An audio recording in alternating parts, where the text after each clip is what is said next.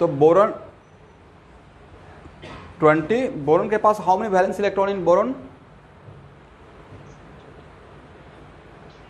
3। तो और इसके पास कितना है? 3। फ्लोरीन के पास 21, तो हो गया 24। कोऑर्डिनेशन नंबर रहेगा 3, लोन पेयर हो जाएगा 24 माइनस 8 इंटू 3 और डिवाइड बाई 2 इक्वल टू वाट? 0 हो जाएगा। तो स्टेरिक नंबर कितना हो जाएगा स्टूडेंट?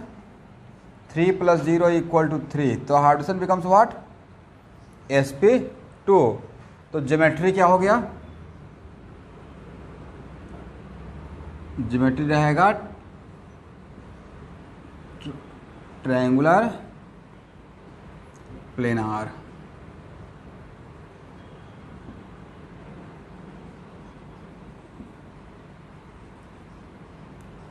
Triangular planar.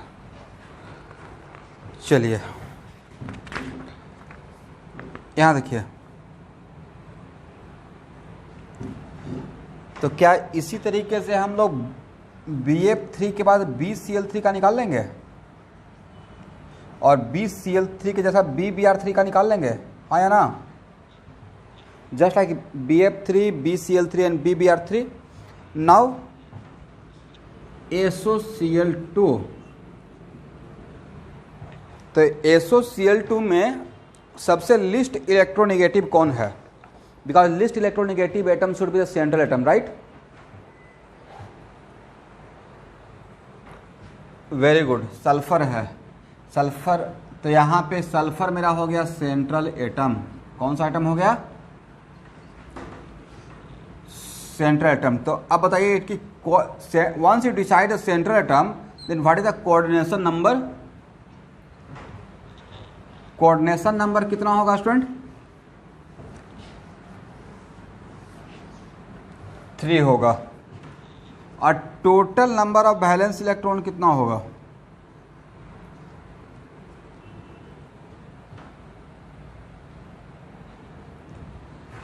तो सल्फर का हो गया 6, ऑक्सीजन का हो गया 6 और 2 क्लोरीन का हो गया 14, हाँ या ना? 26। तो लोन पेयर कितना हो गया? 26 और minus 8 into 3 divide by 2, how much? 1 हो गया। Okay,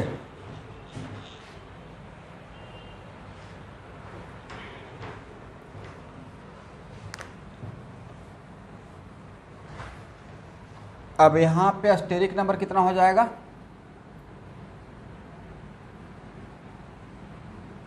4। Then hybridisation becomes what?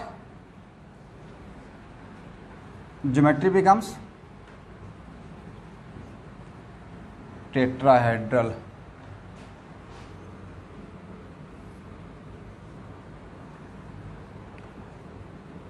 यहाँ पे ऑक्सीजन रहेगा, यहाँ पे क्लोरीन रहेगा, यहाँ पे क्लोरीन रहेगा, right? What the oxidation state of central atom? इसमें SOCl2 में यह है सल्फोनाइल क्लोराइड, इसका में सल्फर का ऑक्सीडेशन नंबर कितना है? इस देखिए, तो आप लोग का भी इतना ही आया है। तो एक फार्मूला दिए थे ना कि number of pi bond around the central atom equal to oxidation number of central atom minus coordination number, हाँ या ना? तो how many pi bond around the central atom? 1। तो वो पाई बॉन्ड किसको देना चाहेंगे? ऑक्सीजन को। बट क्या ये पाई बॉन्ड का कंपल्सन था, मस्ट था इसका ज्योमेट्री बताने के लिए? ये तो एक ट्रिक है ना। नहीं भी पाई बॉन्ड देते तो क्या ज्योमेट्री हम लोग नहीं बता चुके थे? पाई बॉन्ड आने के बाद ज्योमेट्री बताते हैं या उसके पहले ज्योमेट्री बताकर रेडी हो गए? तो यस, तो पाई बॉन्ड जस्ट एक है कि जान रहे हैं, ट्रिक है, तो उसमें हम लोग अब चले पाई बॉन्ड भी जानते थे, यहाँ पे पाई बॉन्ड दे दिया है। अब बताइए what about shape? Very good, तो शेप के टाइम पे इसको हाइड कर देंगे, नहीं तो shape becomes what? Triangular pyramidal. तो यहाँ पे ज्योमेट्री और शेप डिफरेंट सेम रहा या डिफरेंट हो गया? जिनका भी ऑडियो के आसपास अगर कोई नॉइज होते रहता है प्लीज़ केयरफुल रहिएगा और अपना ऑडियो म्यूट कर लीजिएगा। ट्रायंगुलर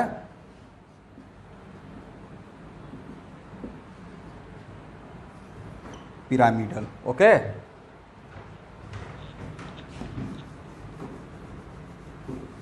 प्लीज ऑडियो देख लीजिए जिसका आसपास आवाज होता है।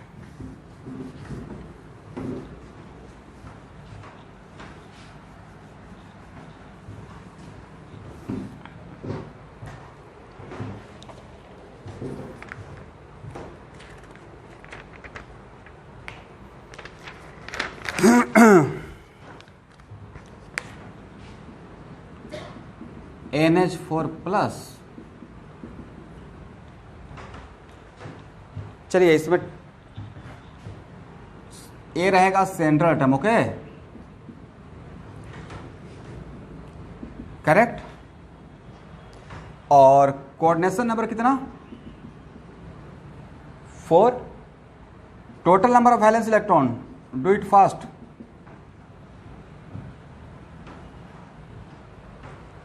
नाइट्रोजन के पास 5 होना चाहिए था, 9 बट एक चला गया ना। लोन पेयर 8 -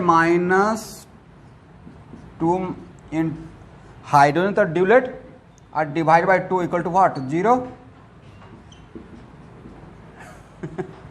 एस्टेरिक नंबर क्या होगा? 4। देन तो hydrogen becomes what? sp3। Correct. तो इसका ज्योमेट्री क्या हो जाएगा?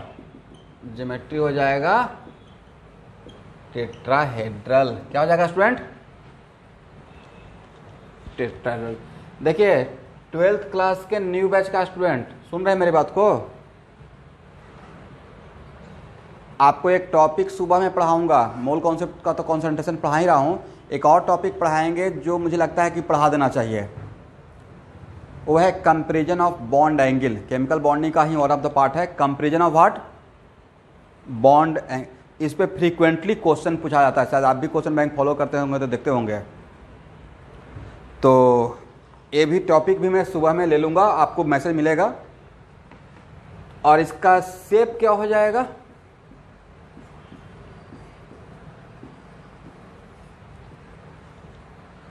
शेप और ज्योमेट्री सेम ही रहेगा। और यहाँ पे व्हाट अबाउट बॉन्ड एंगल? तो देखिए इसमें तो लोन पेयर है नहीं, तो नहीं रहता कि एडजेक्ट 109 डिग्री 28 मिनट रहेगा, आया ना। इसका मतलब कि ऐसा क्वेश्चन रहता अमोनिया और NH4 प्लस में किसका बॉन्ड एंगल ज़्यादा है, तो करेक्ट आंसर क्या रहेगा? NH4 प्लस का बॉन्ड एंगल ज़्यादा रहेगा, हाँ या ना। तो एक्चुअली जो मैं बोला कि कंपैरिजन ऑफ बॉन्ड एंगल, इस चीज़ को मैं एक अलग टॉपिक ही बना दूंगा और 1 आवर का टॉपिक है, 1 आवर में कवर कर लेंगे। तो जिनका इस बार एग्ज़ाम है उनके लिए बहुत फ़ायदा हो जाएगा। चलिए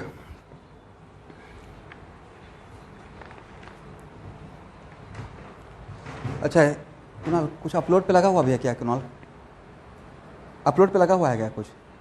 उसको बंद ही कर दो, शायद उसके कारण भी हो जाता होगा। लेकिन एक बार कॉल भी करना पड़ेगा जियो फाइबर वाला का।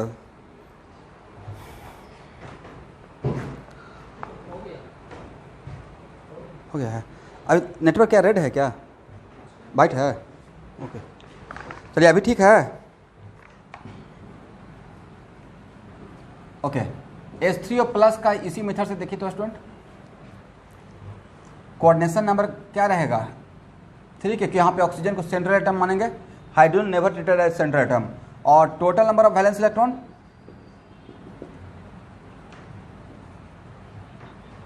8 और लोन पेयर 8 - 2 × 3 डिवाइड बाई 2, हाँ या ना 1। अस्टेरिक नंबर 3 + 1 = 4। तो नंबर ऑफ हाइब्रिड ऑर्बिटल 4, तो हाइड्रोजन बिकम्स व्हाट? sp3। और sp3 रहेगा तो ज्योमेट्री क्या हो जाएगा student? Tetrahedral. Correct.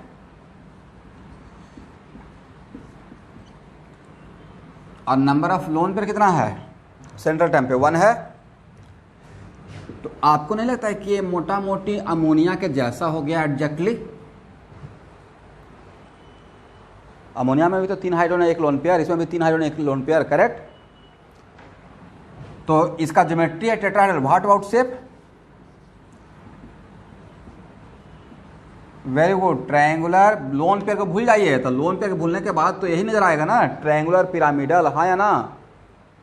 Triangular pyramidal, correct. और व्हाट अबाउट बॉन्ड एंगल?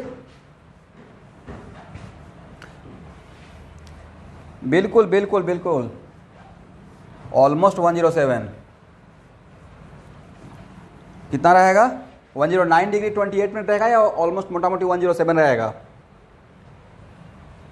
107 रहेगा।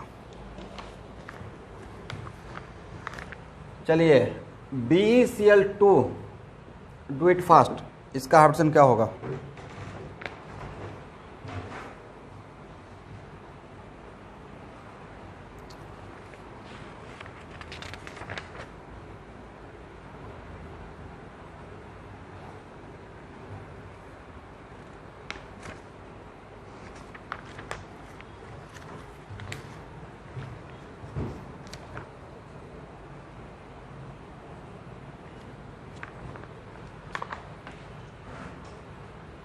Very good. कोऑर्डिनेशन नंबर कितना? 2। तो एक, because this one is the central atom ना, ये रहेगा central atom. Total number of valence electron कितना? 16। लोन पेयर 0 हो गया, राइट? तो स्टेरिक नंबर कितना हो गया? 2। तो हाइड्रोजन बिकम्स व्हाट? sp। तो ज्योमेट्री लीनियर।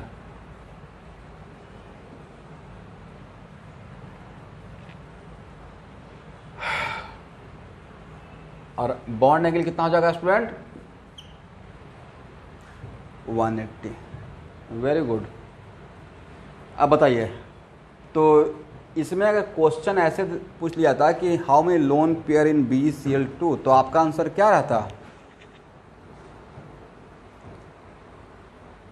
मेरा आंसर तो रहता 6। मेरा आंसर क्या रहता?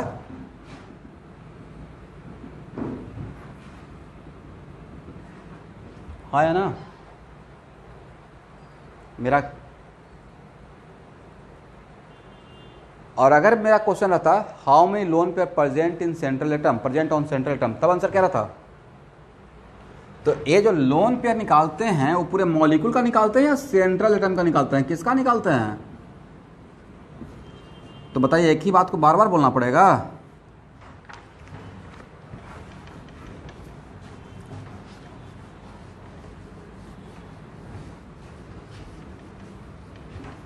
चलिए,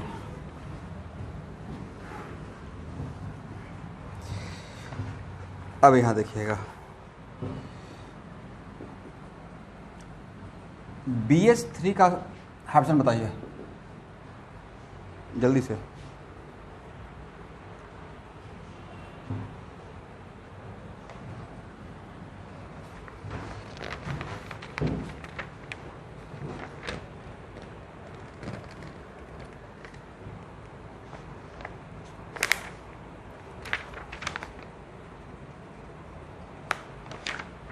sp3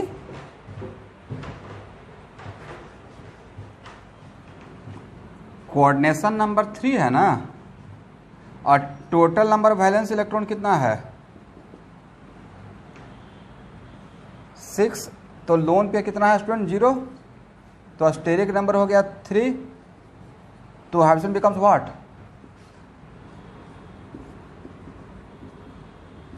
समझ गया?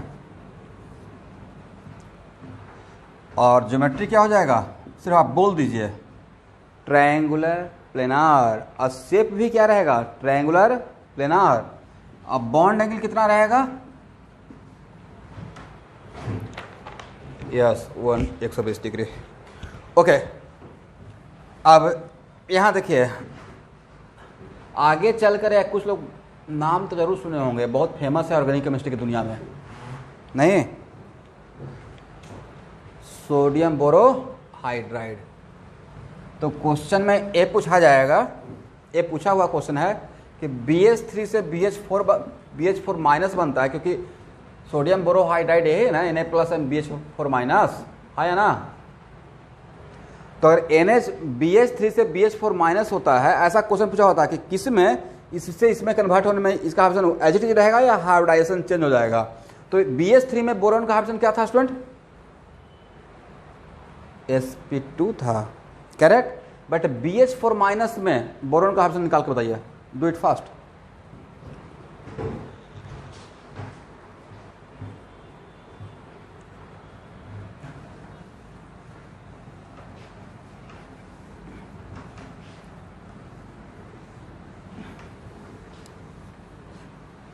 क्या होगा? वेरी गुड, BH4 माइनस का ऑप्शन है। BH4 माइनस में कोऑर्डिनेशन नंबर 4 हो गया, total number of valence electron कितना हो गया था? 8 हो गया होगा। Lone pair 0, steric number 4, hydrogen becomes what? sp3, और ज्योमेट्री बिकम्स टेट्राहेड्रल और शेप ऑल्सो बिकम्स टेट्राहेड्रल, क्योंकि lone pair on central term नहीं है, करेक्ट। पूरे मॉलिक्यूल पे निगेटिव चार्ज है बट सेंट्रल टर्म पे लोन पेयर 0 है। तो this bond angle exactly becomes what? अब एक इंटरेस्टिंग बात देखिए, यहां देखिए,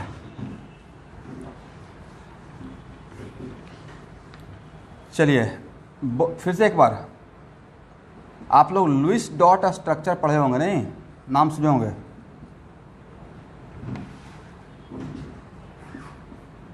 हालांकि बाद में जाके फेल कर गया बहुत जगह, बट कोई बात नहीं है, स्टार्टिंग तो वहां से ही हुआ ना सब कुछ का। तो बोरोन के पास हाउ मेनी वैलेंस इलेक्ट्रॉन? 3। तो आपको नहीं था कि बोरोन अपना 3 का 3 वैलेंस इलेक्ट्रॉन यूज कर लेता है, फिर भी after bond formation how many electron around the boron? 6। तो क्या इसका ऑक्टेट फुलफिल हुआ? इसका मतलब इलेक्ट्रॉन रिच रहा या इलेक्ट्रॉन डिफिशियंट? Electron deficient. इसका मतलब ये पेयर ऑफ इलेक्ट्रॉन किसी को देगा या लेगा? लेगा। और जो पेयर ऑफ इलेक्ट्रॉन जो एक्सेप्ट करता है उसको हम लोग बोलते हैं लुईस एसिड। क्या बोलते हैं? लुईस। BH3 को आप बोल सकते हैं it is kind of what? Lewis acid. अब देखिए यहां पे देखिए, तो इसका ऑक्टेट फुलफिल नहीं हो गया, करेक्ट। तो नहीं, किसी के मन में रहेगा कि सर BH3 BH4 माइनस क्यों बनेगा? तो वन ऑफ द पॉइंट आप किसी को बोल सकते हैं कि BH3 BH4 माइनस इसलिए बनेगा क्योंकि यहां से यहां तक आने में इसका क्या फुलफिल हो जाएगा? ऑक्टेट फुलफिल हो जाएगा।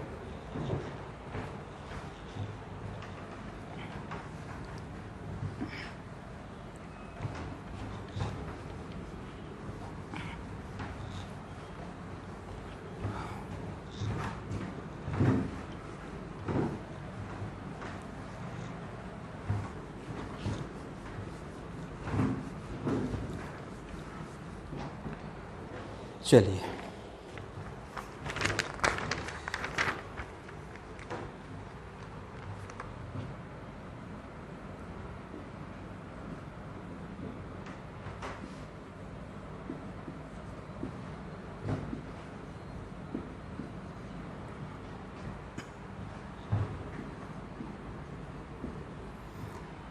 देखिए स्टूडेंट, sp3d2 में ये ऑब्जेक्टिव आ सकता है कि D का कौन कौन सा ऑर्बिटल। तो sp3d2 में D का 2 ऑर्बिटल इन्वॉल्व रहता है। क्यों रहता है मैं बाद में प्रूफ कर दूंगा। dx2y² और dz²। कौन कौन रहता है?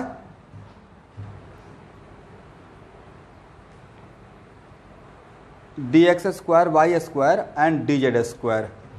और sp3d3 में D का 3 इन्वॉल्व होता है जिसका नाम है dxy, dyz और dzx। याद रहेगा? और sp3d में d का ये ऑब्जेक्टिव पूछा हुआ है, dz स्क्वायर इन्वॉल्व रहता है। कौन इन्वॉल्व रहता है? स्क्वायर। इस 5 को रट जाइएगा। और dsp2 में d का a इन्वॉल्व रहता है, जो कि यहाँ पे तो काम नहीं है बट कोऑर्डिनेशन कंपाउंड में आएगा, dx स्क्वायर बाई स्क्वायर। जिसको अगर हो सकता है तो रफ में कहीं पे नोट कर लीजिए। ऐसे पीडीएफ तो आपके पास है ही, बट वहाँ पे लिखा हुआ है, बट उसमें से कुछ अगर नहीं भी है तो देख लीजिएगा।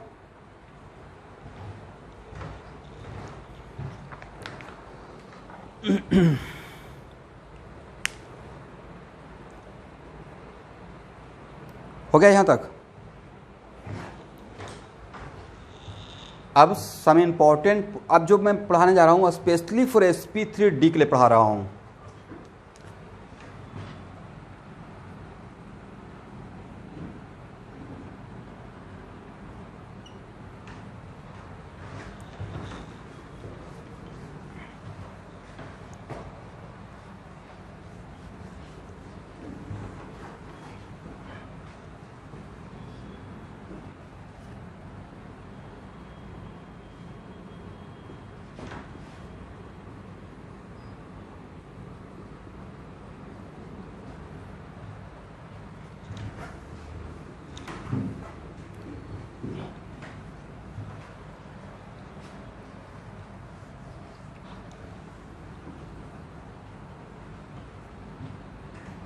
यहाँ देखिए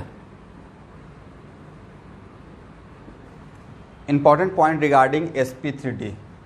तो यहाँ देखिएगा sp3d में स्टूडेंट कितना पोजीशन था? 5 पोजीशन। वैलेंस इलेक्ट्रॉन पेयर के लिए यही 5 पोजीशन था ना? कितना पोजीशन? और इसका ज्योमेट्री का नाम क्या था? Pentagonal triangular bi pyramidal. Triangular bi pyramidal. तो एक्चुअल में sp3d के लिए इस पोजीशन को, जो ट्रायंगल वाला पोजीशन है, उसको नाम दिया गया है इक्वेटोरियल प्लेन। कौन सा पोजीशन? Equatorial position. और इसका नाम दिया गया है एक्सियल पोजीशन। करेक्ट। इसे क्या रहेगा? Equatorial position. और ये क्या रहेगा? Axial position. अब देखिए एक्चुअल जो अब मैं जो बोल रहा हूं वो प्रॉपर एक्सपेरिमेंट के एविडेंस पे बोल रहा हूं। तो sp3d, तो पॉइंट नोटेड, sp3d का इस नाम का हाउ मेनी हाइब्रिड ऑर्बिटल तो पढ़ाए थे ना, number of orbital before mixing equal to number of hybrid orbital after mixing, है ना? तो sp3d नाम का कितना ऑर्बिटल रहेगा? 5।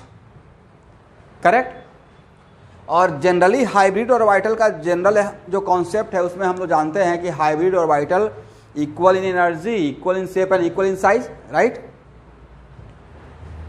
बट एक्चुअल में यहाँ जो ऑब्जर्व किया गया sp3d में, तो देखा गया कि इक्वेटोरियल पोजीशन का जो ऑर्बिटल है, सब लोग ध्यान सुनिएगा, यही पूछा जाएगा। इक्वेटोरियल पोजीशन का जो हाइब्रिड ऑर्बिटल का जो साइज था और एक्सियल पोजीशन का जो हाइब्रिड ऑर्बिटल का जो साइज था, तो इसका साइज थोड़ा बड़ा था, इसका साइज थोड़ा छोटा था। तो नेक्स्ट क्वेश्चन सर ऐसे कैसे पता चला? तो ये पता चला बॉन्ड लेंथ से। कहाँ से? Bond length. तो इसी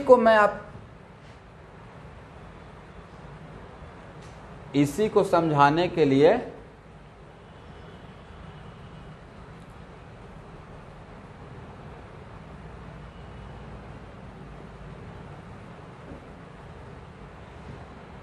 इसको मैं, देखिए किसी का ऑडियो डिस्टर्ब हो रहा है, आसपास आवाज हो रहा है, प्लीज अपने ऑडियो को म्यूट कीजिए। प्लीज अपने ऑडियो, सौरभ किसी का ऑडियो बहुत डिस्टर्ब हो रहा है, और जिसका ऑडियो डिस्टर्ब हो रहा होगा उसको यहाँ से ही रिमूव कर दीजिए, म्यूट कर दीजिए।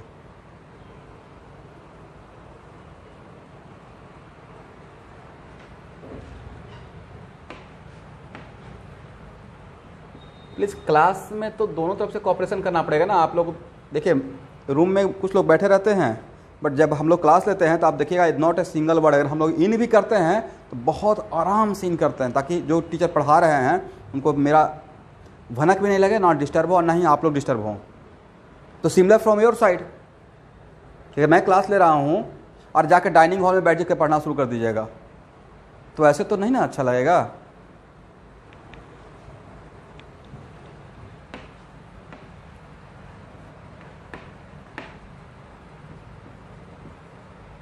यहाँ देखिए, तो एक्चुअल में sp3d में इसको हम लोग ऐसे भी इमेजिन कर सकते हैं, sp2 प्लस pd।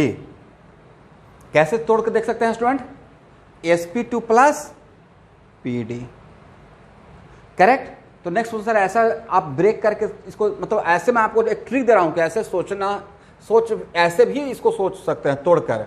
उसके पीछे प्रॉपर ये है कि देखिए sp2 का ज्योमेट्री क्या था, बोलिए ट्रायंगुलर प्लेनार है ना, करेक्ट। तो अगर इसको sp2 मान लेते हैं, इसको ऐसे ब्रेक कर दिया जाए और इसमें pd में p और यहां पे d का कौन सा लेने के लिए बोले थे, याद है ना, dz स्क्वायर। तो p का भी तो शेप ऐसा और dz स्क्वायर का भी तो शेप ऐसा, हाँ या ना। आज दोनों को मिलाएंगे, p ऑर्बिटल और dz स्क्वायर को मिलाएंगे तो नहीं लेता है कि दोनों को मिलाने से शेप पे बहुत फर्क नहीं पड़ेगा, हाँ या ना। दोनों डंबल के जैसा ही, डंबल प्लस डंबल डंबल ही दिखेगा ना। तो आपको नहीं लगता कि यहाँ पे P और D और P और इसको ऐसे ब्रेक करके सोच रहे हैं, तो इसका मतलब है कि it is kind of this one, हाँ या ना। इसका दो पोजीशन और इसका नाम क्या बोल रहे थे, एक्स इक्वेटोरियल, और ये पोजीशन क्या था, एक्सियल, और इसको हम लोग ड्यू टू पी डी मान लिए। और दोनों को अगर एक साथ कंबाइन कर दिए तब किस टाइप का सिचुएशन क्रिएट हो गया, तब ये क्रिएट हो गया जस्ट लाइक दिस वन, ठीक है, हाँ या ना। ओके, अब इस देखिए इससे फायदा ये हुआ कि sp2 में s और p है, बट pd में, किसमें, pd में p और d है, हाँ या ना। तो p का भी साइज बड़ा और d का भी साइज बड़ा, तो p और d को मिलाकर जो दो ऑर्बिटल इमेजिन कर रहे हैं, तो p और d मिलाकर दो ऑर्बिटल, हाँ या ना। How many axial position in sp3d, दो, ऊपर और नीचे। तो और वो किसके कारण हुआ रहा है, due to p and d। तो p और d में दोनों का साइज, p का भी साइज बड़ा है और d का भी साइज बड़ा है, तो p और d का एक ऑर्बिटल और sp2 का एक ऑर्बिटल में किसका ऑर्बिटल का साइज बड़ा रहेगा, नहीं रहता है, p और d का से जो बनेगा उसका साइज sp2 के रेस्पेक्ट में बड़ा रहेगा, हाँ या ना। दिस इज द ओनली वजह, मतलब ये भी इस तरीके से सोचने से फायदा यह हो गया कि sp3d को you can also imagine like sp2 plus pd। तो उससे मैं थोड़ा सा प्रूफ कर पाया कि देखिए sp2 में s और p मिक्स हो रहा है, बट pd में p और d मिक्स हो रहा है। तो अगर बड़ा बड़ा ऑर्बिटल मिलाएंगे, बड़ा बड़ा ऑर्बिटल को मिक्स करेंगे तो उसका हाइब्रिड ऑर्बिटल भी तो बड़ा होगा, correct. That's why A position का ऑर्बिटल क्या रहेगा, बड़ा रहेगा, और इस पोजीशन का ऑर्बिटल छोटा रहता है। Is it clear? ये पहला पॉइंट था। इसका मतलब है कि orbital in case of sp3d, orbital along hybrid orbital along axial position is bigger than hybrid orbital along equatorial position. क्या इसको लिख लेंगे? मैं आप लोग को फिर से एक बार बोल रहा हूँ, प्लीज लिख लीजिए इसको। Hybrid orbital in case of sp3d, hybrid orbital along axial position is slightly bigger than hybrid orbital along equatorial position।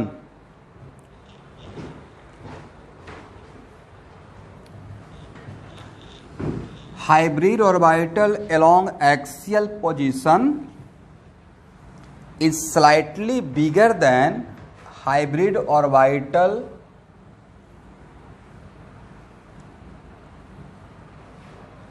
along equatorial position।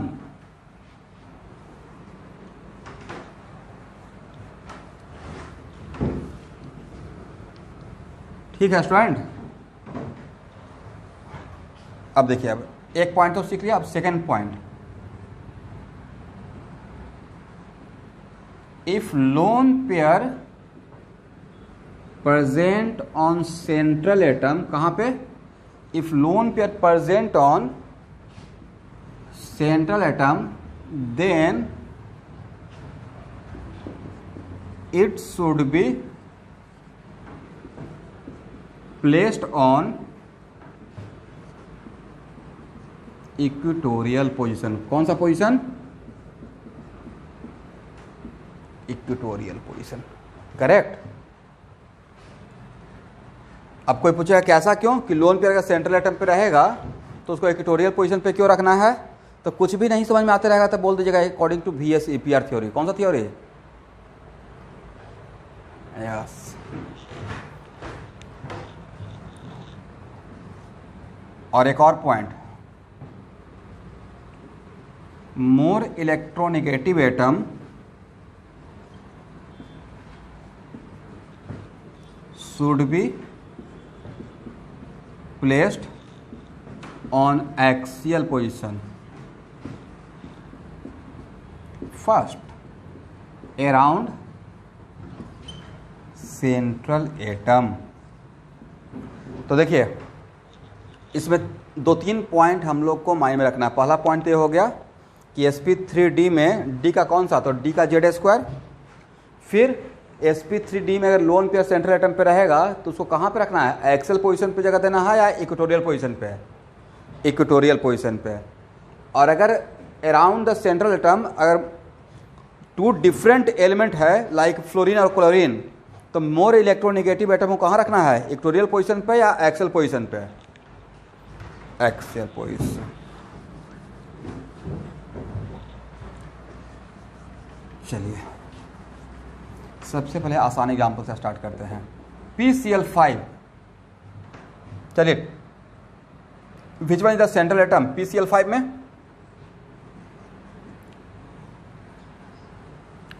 Phosphorus, very good. तो फास्फोरस, और इसका कोऑर्डिनेशन नंबर कितना है स्टूडेंट?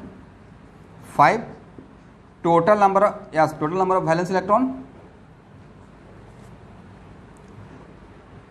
40। लोन पेयर कितना? 0। अस्टेरिक number कितना?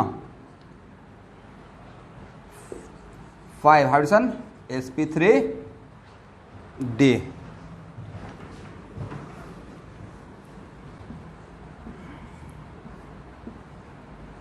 अब if all are chlorine तो यहाँ पे मोर इलेक्ट्रोनेगेटिव और लेस इलेक्ट्रोनेगेटिव कोई बात ही नहीं है, करेक्ट। लेकिन क्वेश्चन ए पूछ, अब बोलिए how many different type of bond angle in PCl5? 2 type, 120 और 90। कितना? 120, यस। चलिए अब यहाँ पे क्वेश्चन अगर आपसे ये पूछा, देखें ये पता है केमिकल इक्विलिब्रियम का एक बहुत फेवरेट क्वेश्चन होता है, देखिएगा एनसीईआरटी में। केमिकल इक्विलिब्रियम चैप्टर पढ़ रहे हैं, मैं बता रहा हूँ केमिकल इक्विलिब्रियम चैप्टर पढ़ रहे हैं और एक एग्जाम्पल नहीं मिलेगा तो समझिए कि वर्ल्ड का 8वां आश्चर्य हो जाएगा। कोई वही तो बोले हैं, बहुत कुछ कुछ एग्जाम्पल होता है ना, किसी चैप्टर का एकदम बिल्कुल फेमस है, वो दिनों दिन सदियों से चले आ रहा है, 1979 से चले आ रहा है। क्योंकि क्वेश्चन बैंक IIT का 1979 से है तो वहाँ से तो मैं फॉलो किया हूँ और हर साल एक आध बार आ ही जाता है। एनीवे, बट मेरा क्वेश्चन अभी ये नहीं है। मेरा क्वेश्चन है कि यहाँ से कितना क्लोरीन यहाँ से डिसोसिएट हुआ, how many chlorine dissociated from PCl5? 2। तो यस, तो क्वेश्चन ये रहेगा कि PCl1, मतलब इस क्लोरीन का मैं नाम Cl1 दे दिया, इस क्लोरीन का नाम Cl2 दे दिया, तो इसमें और इसमें किसका बॉन्ड, ये बॉन्ड लेंथ स्टूडेंट और ये बॉन्ड लेंथ, कौन सा बॉन्ड लेंथ बड़ा है?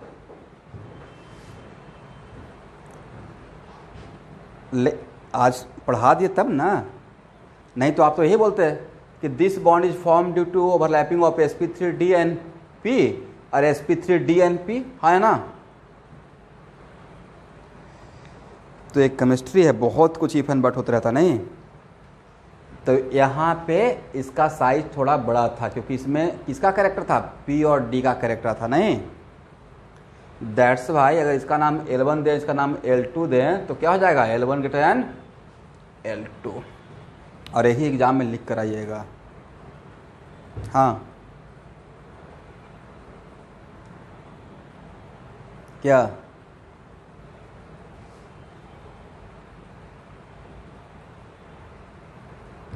नहीं देखिए एक्चुअल में ये जो भी बोले हैं तो वो भी मैं उस टीचर का ख़राब नहीं बोलूँगा, ये भी एक बात है। हुआ ये है कि एक्चुअल में नहीं, वो भी एक बात था, वो जो बोले हैं वो बिल्कुल सही बोले हैं, लेकिन मैक्सिमम रिपल्सन के कारण इसमें P और D का कैरेक्टर ज़्यादा आ गया। होता भी एक्चुअली यही है। देखिए यहाँ पे जो क्लोरीन रहेगा, यहाँ देखिएगा, यहाँ जो क्लोरीन रहेगा वो तीनों क्लोरीन मिलकर इस क्लोरीन के पास, नहीं वो जो भी बोले हैं तो मोटा मोटी एक वन ऑफ द फैक्टर ये है, ये तीनों मिलकर इसको रिपेयर करेगा, हाँ या ना। इन तीनों का रिपल्सन का फोर्स ऊपर की तरफ ज़्यादा जाएगा, इसलिए जो भी बोले हैं टीचर तो इन तीनों का रिपल्सन के कारण तो इन दोनों में क्या हो गया है, स्ट्रेचिंग हो गया है। लेकिन इसका रिपल्सन इस पे और इसका अब देखिएगा तो नेक्स्ट क्वेश्चन सर भाट भाटो एक्सियल, तो एक्सियल पे हुआ क्या कि ये तीनों तो एक प्लेन में है, तो इसका इफेक्ट इस पे काउंटर बाय दिस वन, है ना। इस पे जो रिपल्सन ये लगाएगा वो इसके कारण काउंटर हो जाएगा, बट इस पे रिपल्सन जो ये लगाएगा क्या इसके कारण काउंटर हो पाएगा, क्या इसके कारण काउंटर होगा, नहीं होगा। दैट्स व्हाई इसमें एक स्ट्रेचिंग होता है। बट उसी स्ट्रेचिंग को मैं थोड़ा और स्टैंडर्ड फॉर्म में कन्वर्ट कर दिया और क्या बोल दिया कि इसमें कैसा कैरेक्टर आता है, PD का कैरेक्टर आता है, ठीक है। इसलिए वो भी सही है। अब देखिए कोई भी टीचर पढ़ाते हैं तो वो कहीं ना कहीं बुक फॉलो करते रहते हैं, तो कुछ जो उसमें लिखा रहता है तो बट उसको सही रिप्रेजेंट हम लोग कर सकते हैं। एनीवे तो L1 greater than what, L2, correct. तो अब इसमें L1 ग्रेटर देन L2, तो अगर आपसे बॉन्ड डिसोसिएशन एनर्जी पूछा जाएगा तो किसका बॉन्ड डिसोसिएशन ज़्यादा रहेगा, इसका बॉन्ड डिसोसिएशन एनर्जी ज़्यादा रहेगा, इसका बॉन्ड डिसोसिएशन एनर्जी कम रहेगा। तो खुद बताइए अगर PCl5 में अगर बॉन्ड को टूटना रहेगा तो यहाँ से तो जो 2 क्लोरीन जा रहा है, आपको नहीं था कि पहले यही 2 क्लोरीन ब्रेक का होगा, है ना। टूटना रहेगा तो पहले मजबूत बॉन्ड टूटेगा, यस।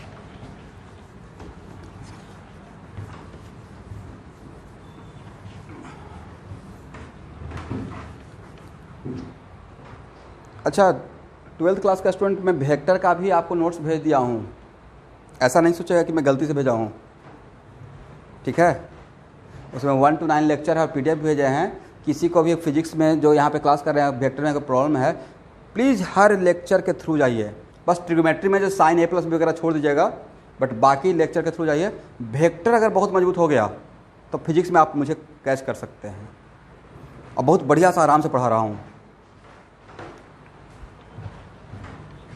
और इस बात में बिल्कुल रिग्रेट नहीं होना है, देर कभी नहीं होता है कि हाँ अब 1 साल के बाद क्या वेक्टर सीखेंगे। हो सकता है कि आपको वेक्टर सीखने के कारण ही फिजिक्स में इंटरेस्ट आ जाए।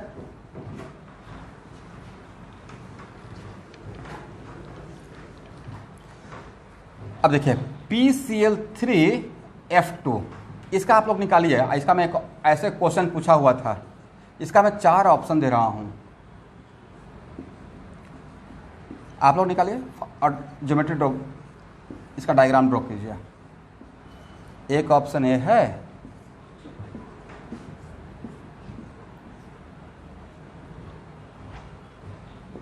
PCl3F2, इसका आपको प्रेजेंट करना है, ज्योमेट्री हेड से निकालना है और ज्योमेट्री बताना है। उसको मैं ऑप्शन दे रहा हूं और आपको बताना है कौन सा ऑप्शन करेक्ट है।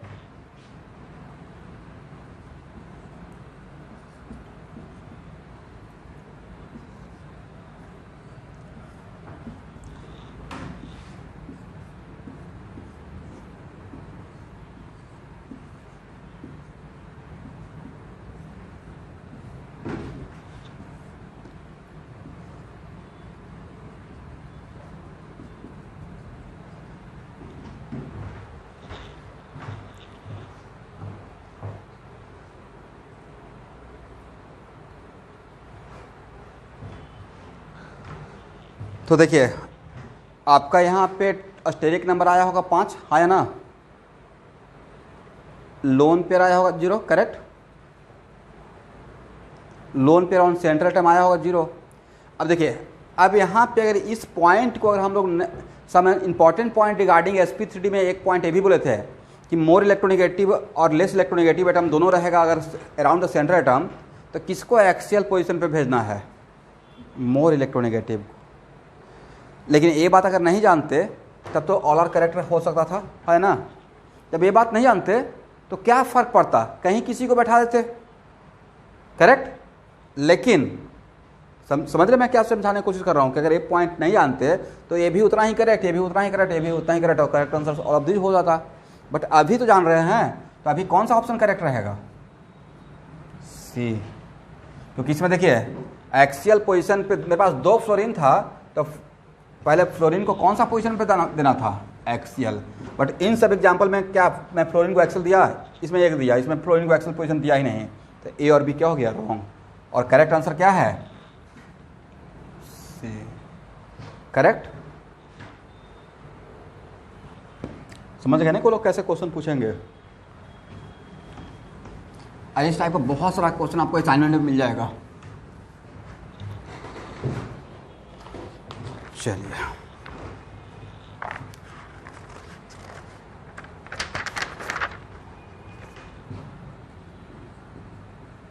ये ऑलरेडी IIT में आ चुका है। फर्स्ट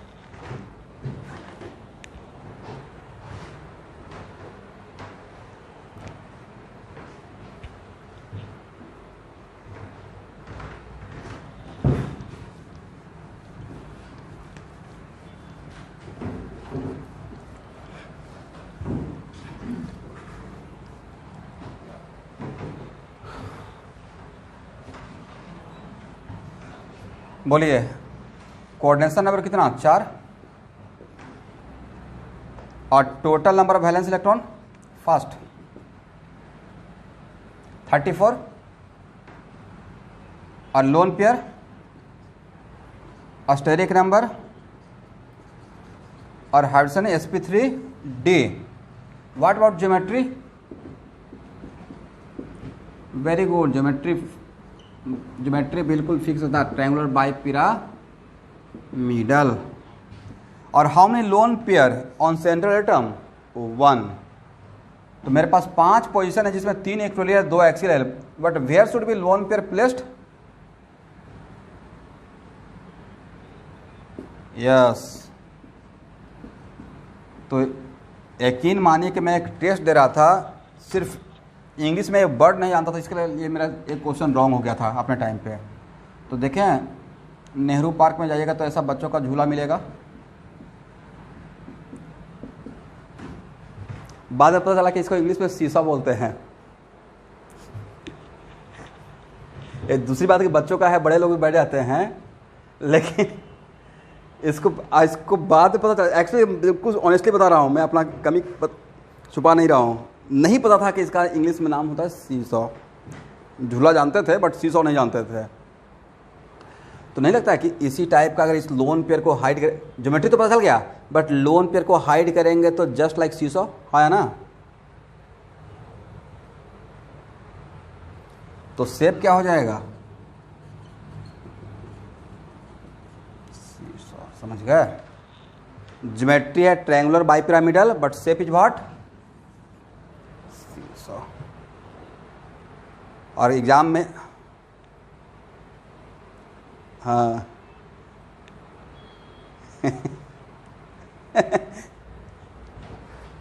नहीं, उससे मतलब नहीं था। मार्क्स जब कट हो गया ना, if you are a serious candidate for any competitive exam, मैं अपने टर्म में बता रहा हूँ आप, if you are preparing for IIT like exam जो कि पूरे वर्ल्ड में टफेस्ट एग्ज़ाम है, तो आपका कितना भी पढ़िएगा कम पड़ जाएगा।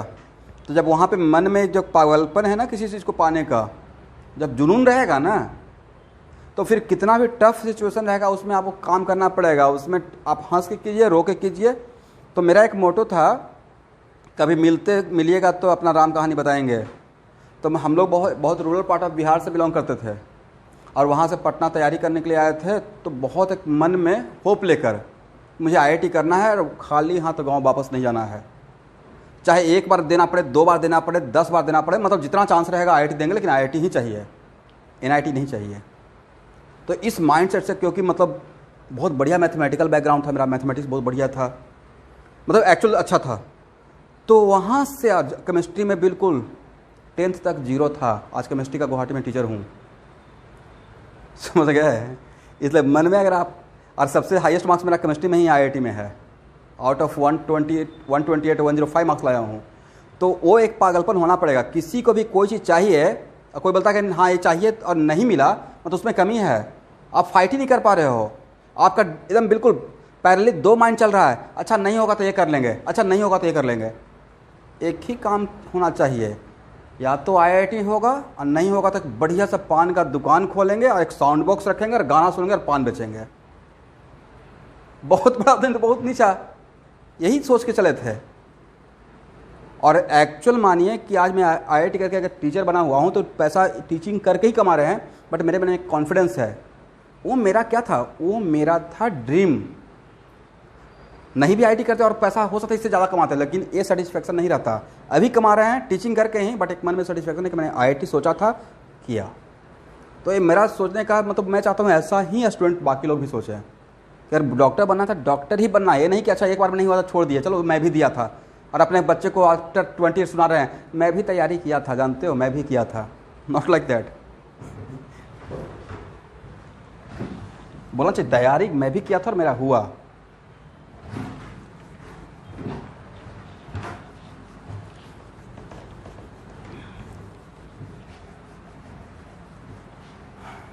चलिए, तो ये तो इस टाइप का रहेगा। तो अगर आप देख लीजिएगा ना कि ज्योमेट्री पूछा गया है, ऐसे पूछा गया है, correct. Now ClF3, which one is the central atom?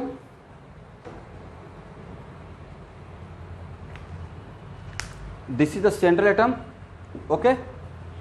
और कोऑर्डिनेशन नंबर कितना 3,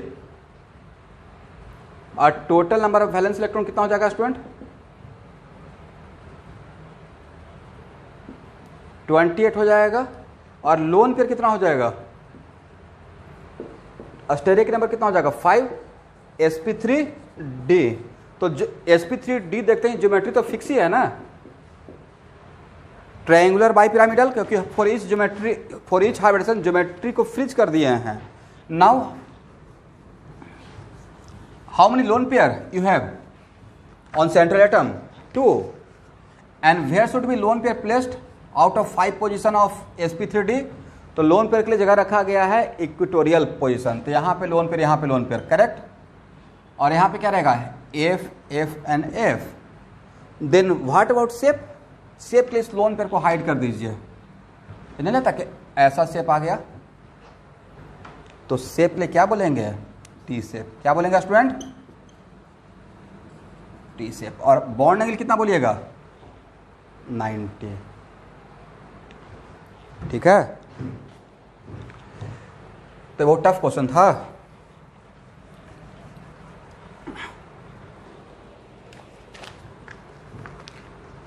चलिए अब फिर से एक बार यहाँ पे इसमें अगर पूछा जाएगा लोन पेयर कितना, पूछा जाएगा ClF3 में हाउ मेनी लोन पेयर,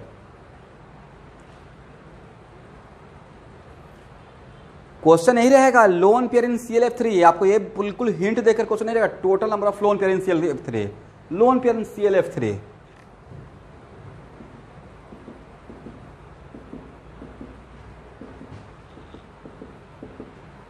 तीन 3 6 3 9 और 2 11, हाँ है ना। सेंट्रल एटम पे 2 ही है ना, सेंट्रल एटम पे कितना है 2, इसके पास 3 3 6 3 9, तो correct answer should be what 11। अब अगर क्वेश्चन पूछेंगे loan pair on central atom in ClF3, तब करेक्ट आंसर क्या रहेगा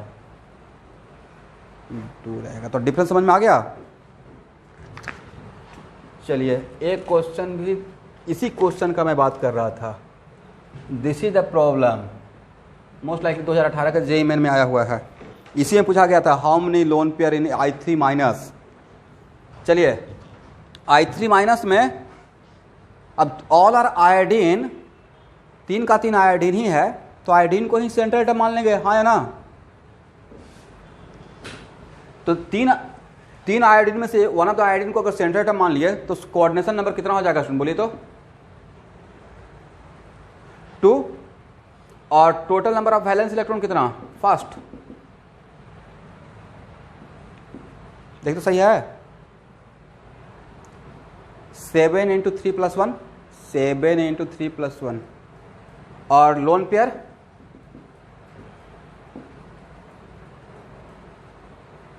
22 - 16 / 2, हाँ या ना। एक total number of lone pair समझ गए कि कैसे 3 हुआ। ओके, तो स्टेरिक नंबर कितना 5, हाइड्रोजन कितना। अब ज्योमेट्री बोलने का बाद बार बार है, या sp3d के लिए ज्योमेट्री को फिक्स कर दिए हैं, that is triangular bi pyramidal.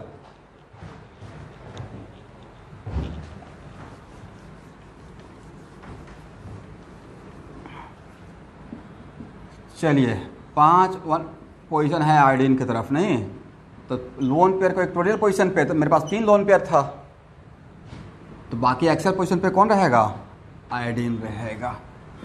तो बोलिए what about shape of I3-? Yes, correct answer is what, linear. तो ज्योमेट्री और यहाँ पे शेप सेम रहा या अलग अलग हो गया, तो शेप हो जाएगा मॉलिक्यूल का लीनियर। अब इसी क्वेश्चन में पूछा गया था कि हाउ मेनी लोन पेयर, एकदम बिल्कुल जाकर देखिएगा 2018 या 19 कभी पूछा हुआ, 2018 most likely, total number of lone pair in I3-, यही क्वेश्चन था। तो how many lone pair of lone pair in I3-?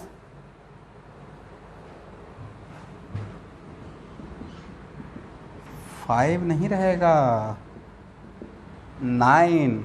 कितना रहेगा, 9।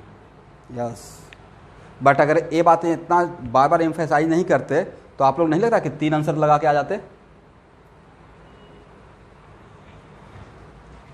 यस, तो अब समझ में आ गया कि क्या पूछा जा रहा है और कैसे सोचना है। ओके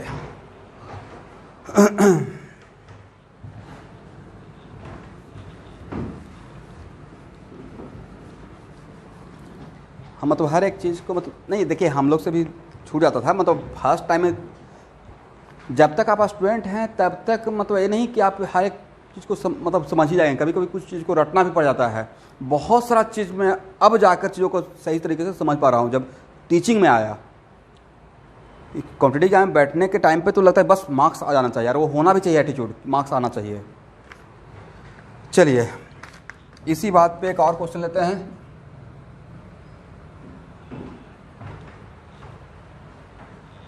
क्वेश्चन ये था कि I3- में 9 कैसे हुआ। तो देखिए ये जो 3 है वो किस पे है, सेंट्रल एटम पे है ना। ये जो 3 है वो कहाँ पे था, सेंट्रल एटम। बट क्वेश्चन था सिर्फ सेंट्रल एटम या टोटल मॉलिक्यूल, टोटल I3-? पूछा गया था lone pair in what, not central atom. इस पूरे में लोन पेयर पूछा गया था। इस पूरे में क्या एक यही आयोडीन है या 3 आयोडीन है, तो इस आयोडीन के पास भी तो लोन पेयर बचा हुआ है, हाँ या ना। ठीक है, डू इट फास्ट। XeO2F2,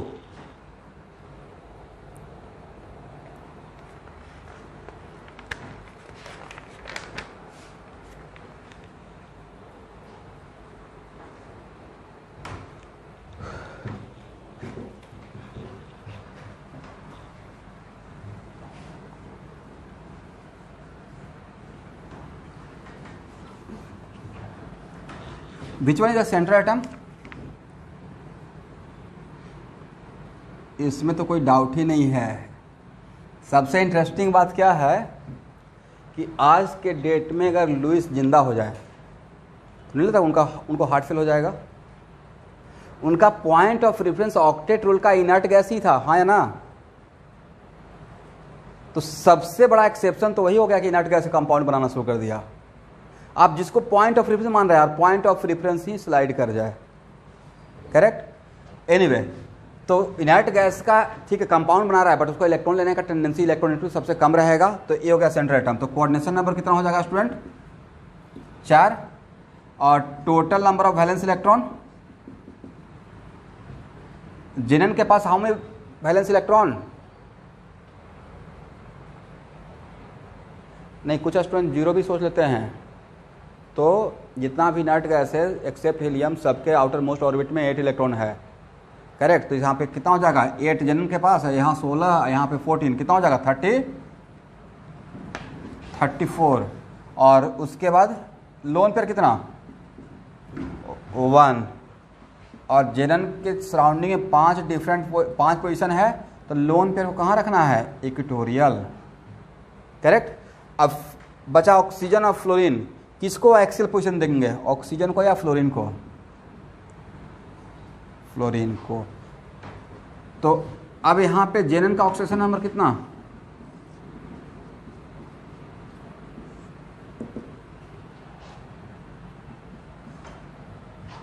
हाँ है ना? तो number of pi bonds around जेनन,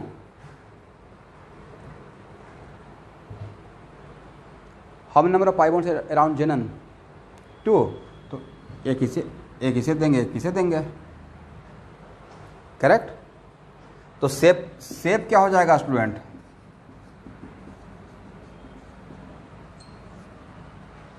yes, ऐसा शीशा होगा जिसका पिलर थोड़ा मजबूत है, नहीं?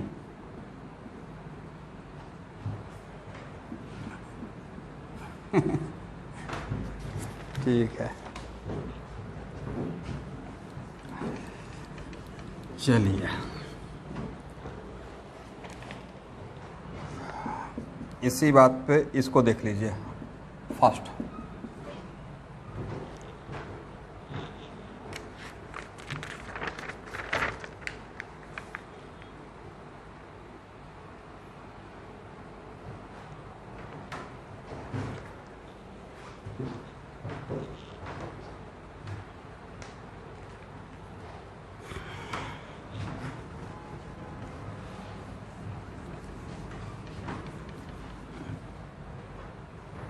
sp3d, बट इसमें तो इस बात का केयर करना पड़ेगा ना कि कहाँ पे किसको बैठाएंगे। How many pi bond?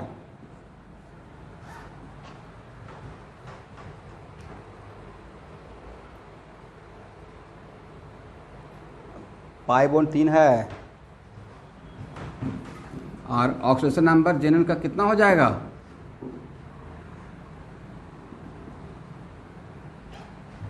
हाँ है ना? +8, और 8 - 5 कितना हो जाएगा? तो number of pi bond equal to 3। एक पाई बॉन्ड इस ऑक्सीजन को, एक पाई बॉन्ड इस ऑक्सीजन को, एक पाई बॉन्ड इस ऑक्सीजन को, करेक्ट। चलिए XCF2, do it fast.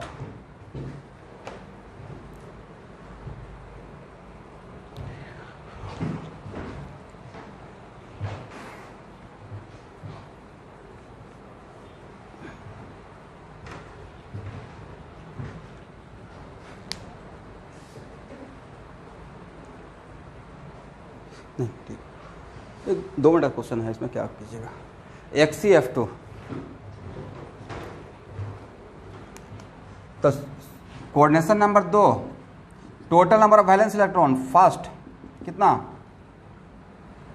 22, lone pair 3, steric number 5, hybridisation becomes sp3। Xenon का 5 पोजीशन है, लोन पेयर को इक्वेटोरियल पे रखेंगे, अब फ्लोरीन को एक्सेल पे रखेंगे। What about shape?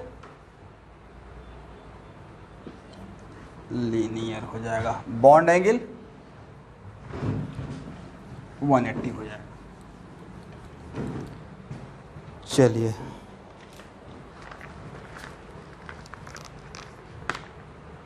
ICl2-,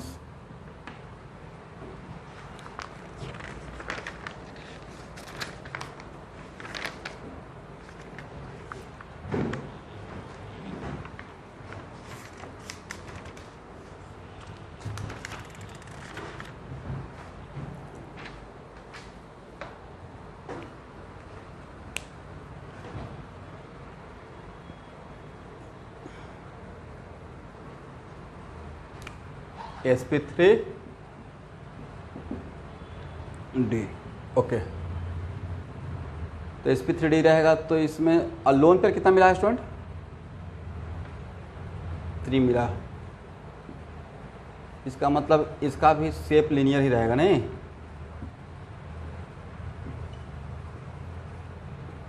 yes, इसका 3 एग्जाम्पल ऐसा दिया, I3 माइनस ClF2 और ICl minus, sorry I3 minus XCF2 और ICl2 माइनस। सब क्या क्या हो गया? डिफरेंट रहा या बिल्कुल एग्जैक्टली सेम हो गया? सेम हो गया है। अब नेक्स्ट हाइड्रोजन हम लोग पढ़ने जा रहे हैं sp3d2।